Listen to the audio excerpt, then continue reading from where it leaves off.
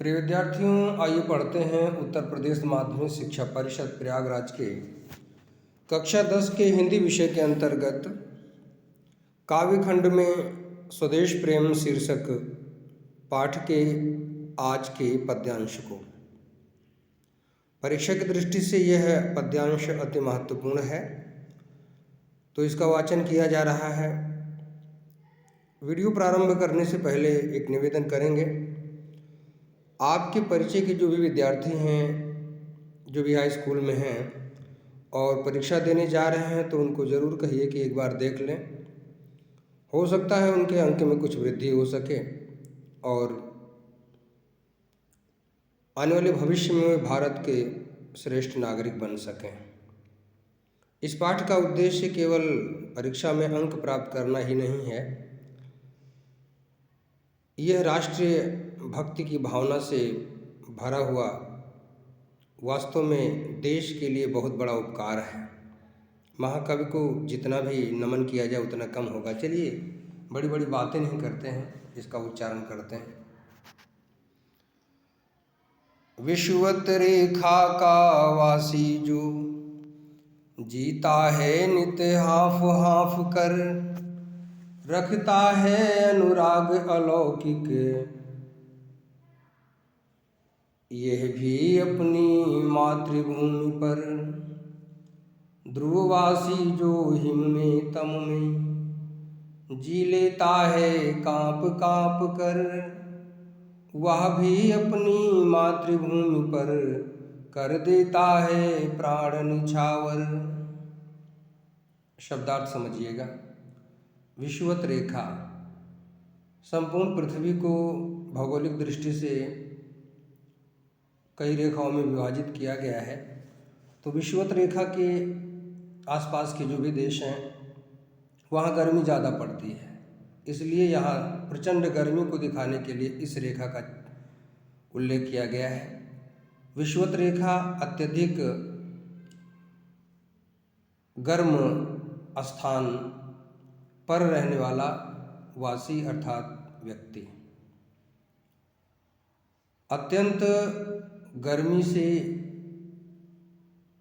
युक्त स्थान पर वासी रहने वाला व्यक्ति जीता है, जीवन व्यतीत करता है हाँफ हाँफ कर, बहुत प्रचंड गर्मी को बर्दाश्त करके। अनुराग, देश के प्रति प्रेम, अलौकिक, आंतरिक यानी कि सच्चा,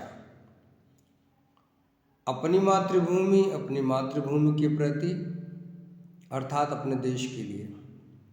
ध्रुववासी, अत्यंत ठंडे क्षेत्र को ध्रुव क्षेत्र कहा जाता है। तो अत्यंत ठंडे क्षेत्र में रहने वाला जो व्यक्ति हिम में, कड़ाके की सर्दी में अर्थात बर्फ में, तम में, घने अंधेरे में अर्थात घने कोहरे में जी लेता है, अपना जीवन व्यतीत कर लेता है कांप कांप कर, ठंडी की अनेक दुखद पीड़ा को सह करके अर्थात बहुत कड़ाके की सर्दी भी बर्दाश्त करके। वो व्यक्ति भी अपनी मातृभूमि पर, अपनी जन्मभूमि पर यानी कि अपने देश के लिए प्राण निछावर, प्राणों का बलिदान कर देता है। व्याख्या समझिएगा, संदर्भ देखें।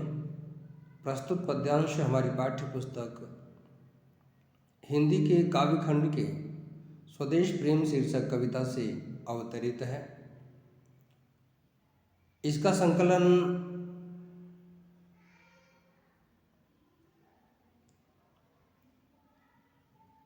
राम नरेश त्रिपाठी जी द्वारा रचित स्वप्न नामक काव्य ग्रंथ से किया गया है। प्रसंग समझिएगा। प्रस्तुत पद्यांश में अनेक कष्ट सहने के बाद भी देश के प्रति आत्म बलिदान करने वाले लोगों को याद किया गया है। व्याख्या समझिए। जो व्यक्ति अत्यंत प्रचंड गर्मी वाले विषुवत रेखा के पास निवास करता है और एक दो दिन नहीं, रोज रोज प्रचंड गर्मी में कष्ट सहता हुआ भी जीवन जीता है, वह भी अपनी मातृभूमि के प्रति सच्चा प्रेम रखता है, अर्थात हृदय से अपनी मातृभूमि के प्रति नतमस्तक होता है। इसी प्रकार से अत्यंत ठंडे ध्रुव क्षेत्र में रहने वाला व्यक्ति कड़ाके की सर्दी, घने अंधेरे अर्थात कोहरे में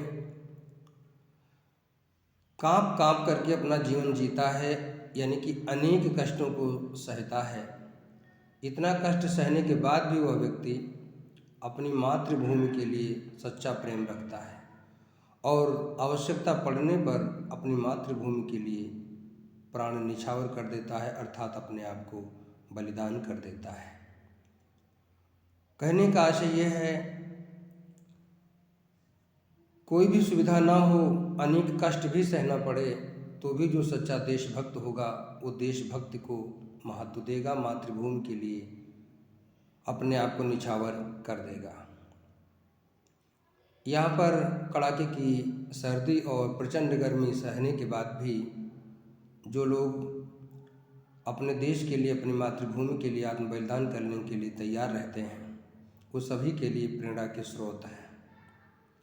तो व्याख्या तो समाप्त हुई। अनेक प्रकार के प्रश्न बन सकते हैं, जैसे विषुवत रेखा में कौन सा कष्ट सहना पड़ता है, तो उत्तर होगा प्रचंड गर्मी।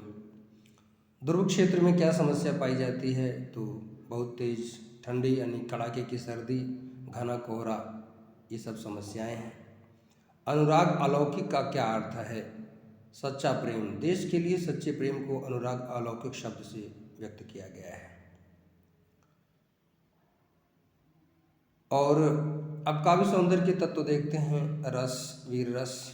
छंद की बात करें तो 16-16 मात्राओं का मात्रिक छंद है। भाषा शुद्ध खड़ी बोली, शैली प्रवाहमयी, गुण ओज, शब्द शक्ति व्यंजना।